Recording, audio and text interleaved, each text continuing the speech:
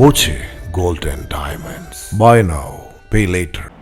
പുതിയ മന്ത്രിസഭയിൽ തൃത്താല നിയുക്ത MLA VT ബൽറാമിന്റെ പേര് പരിഗണനയിൽ. 3ാം തവണ വിജയിച്ച ബൽറാം KPCC വൈസ് പ്രസിഡന്റ് കൂടിയാണ്. 5 MLA-മാരെ നൽകിയ പാലക്കാട് ജില്ലയിൽ നിന്ന് 2 മന്ത്രിമാരെങ്കിലും ഉണ്ടാകുമെന്നാണ് സൂചന.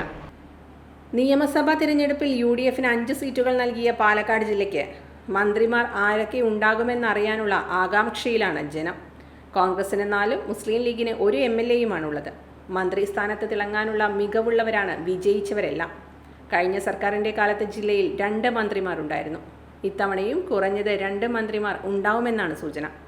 കോൺഗ്രസിൽ VT ബൽറാമാണ് മന്ത്രിയാകാൻ കൂടുതൽ സാധ്യതയുള്ള ഒരാൾ. നിയമസഭാ പരിചയമുള്ള ബൽറാമിനെ സ്പീക്കർ സ്ഥാനത്തേക്കും പരിഗണിക്കാൻ സാധ്യതയുണ്ട്. UDF അധികാരത്തിൽ വന്നാൽ ബൽറാം മന്ത്രിയാകുമെന്ന് നേരത്തെ പ്രചാരണമുണ്ടായിരുന്നു.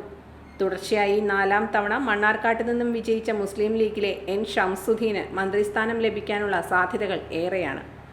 സംവരണ മണ്ഡലമായ കോങ്ങാട്ട് നിന്ന് ജയിച്ച KA തുളസിയാണ് മന്ത്രിസ്ഥാനം ലഭിക്കാനിടയുള്ള മറ്റൊരാൾ. പുതുമുഖമാണെങ്കിലും സംഘടനാ പ്രവർത്തനത്തിൽ ദീർഘകാല പരിചയമുണ്ട്.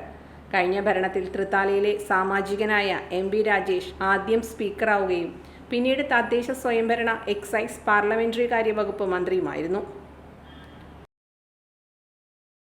Time kids preschool, Mannanur road, Vaniyamkulam. .view news. കാഴ്ചകളാണ് ലോകം, കണ്ടു തുടങ്ങുക.